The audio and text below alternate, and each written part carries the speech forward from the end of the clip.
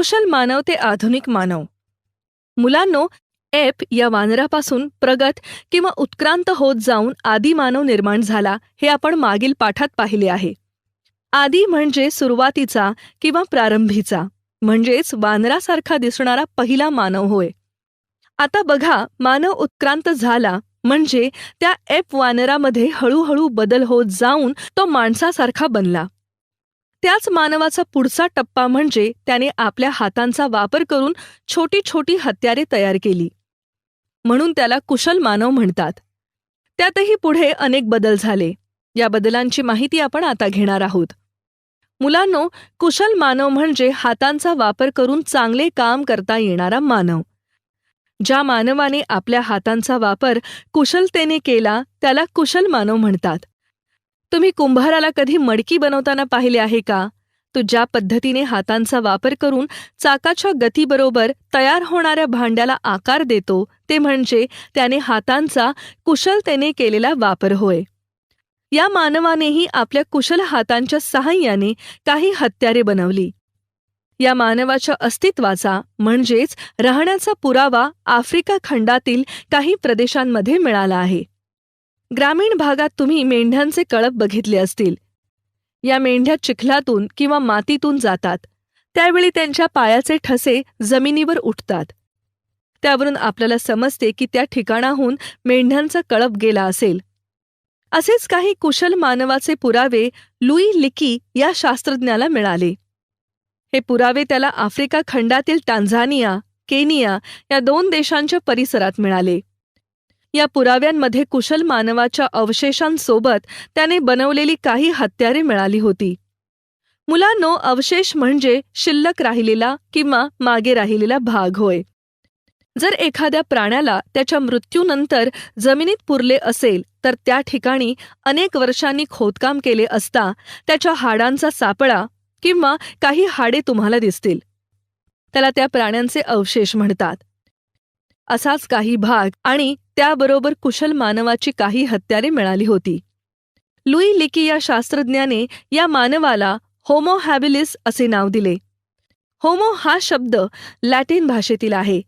त्याचा अर्थ आहे मानव किंवा माणूस, आणि हॅबिलिस या शब्दाचा अर्थ हातांचा कुशलतेने वापर करणारा असा होतो. म्हणून त्याने ह्या मानवाला होमो हॅबिलिस असे नाव दिले. हा मानव 2 पायांवर उभा राहू शकत होता, पण त्याच्या पाठीचा कणा पूर्ण ताठ नव्हता. त्याच्या कणाला थोडासा बाक होता. तुम्ही एखादी वाकलेली आजी बघितली असेल ना? आजीचे वय वाढल्यामुळे पाठीच्या कण्यात बाक येतो, पण कुशल मानवाचा पाठीचा कणा मुळातच तसा होता. तसेच या मानवाचा मेंदू हा एप वानराच्या मेंदूपेक्षा मोठा होता. कुशल मानवाच्या व एप मानवाच्या चेहऱ्याची व हातापायांची वैशिष्ट्ये काही प्रमाणात सारखीच होती.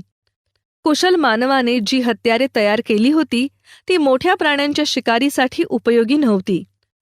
त्याचा उपयोग मांस खरवडणे म्हणजेच जनावरांच्या शरीरावरील मांस हत्याराच्या सहाय्याने काढून घेण्यासाठी, तसेच हाडे फोडून त्या हाडांमधील मगज मिळवण्यासाठी होत असे.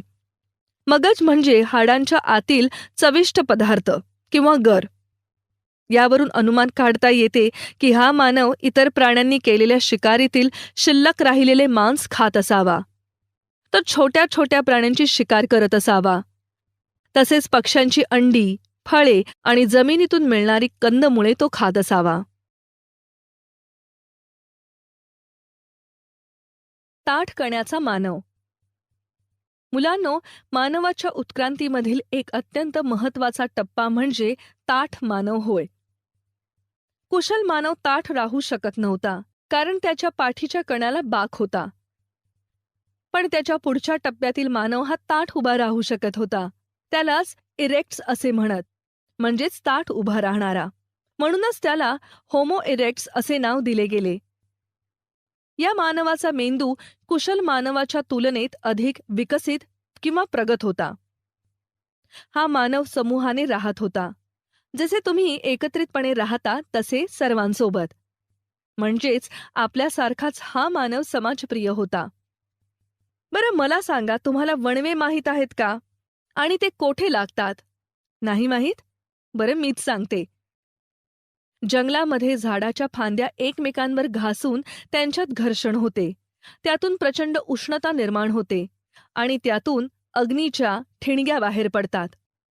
या ठिणग्या जंगलात असणाऱ्या सुक्या पालापाचोळ्यावर पडतात. त्यामुळे झाडे, झुडपे पेट घेतात आणि जंगलाला आग लागते. यालाच वणवे असे म्हणतात. तर अशा या वणव्यातून या मानवाला अग्नीची ओळख झाली. यातूनच त्याला अग्नीचा वापर कसा करावा याचे तंत्र कळले असावे.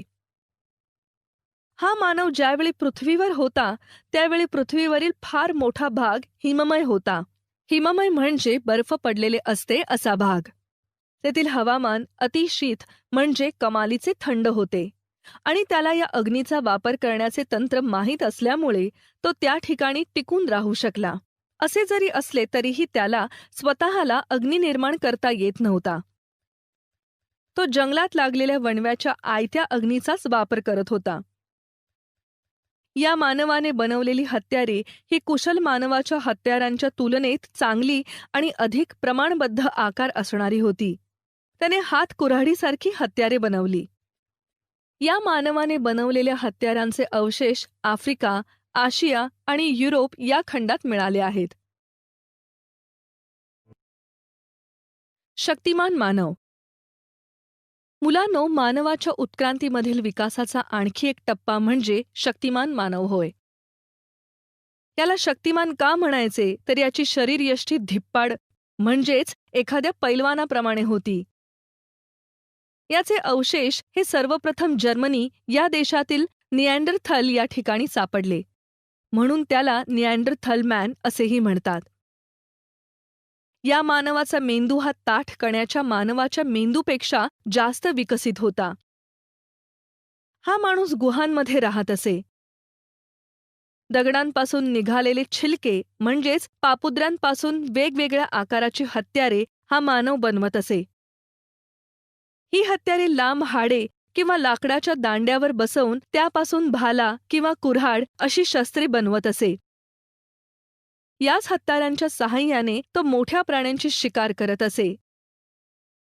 तसेच तो चामड्यांवरील मांस खरवडण्यासाठी दगड तासून जे छिलके निघत त्यापासून तयार केलेल्या तासण्यांचा उपयोग करत असे. न्हावी जसा एखाद्या व्यक्तीचा संपूर्ण गोटा करण्यासाठी तासणीचा वापर करतो तशाच प्रकारची मांस खरवडण्याची तासणी या मानवाने तयार केली होती. हा मानव जनावरांच्या चामड्यापासून, कातड्यांपासून तयार केलेले कपडे वापरत असे. तसेच तो आपल्या अन्नात मांसाचा वापर करत असे, म्हणून तो मांसाहारीही होता. तो आगीवर अन्न भाजून खात असे.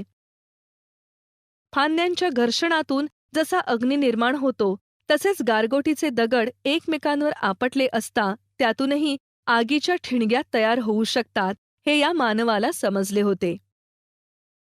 तसेच या मानवाने संपर्क साधण्याची काही कौशल्येही शिकली असावीत असा अंदाज आहे.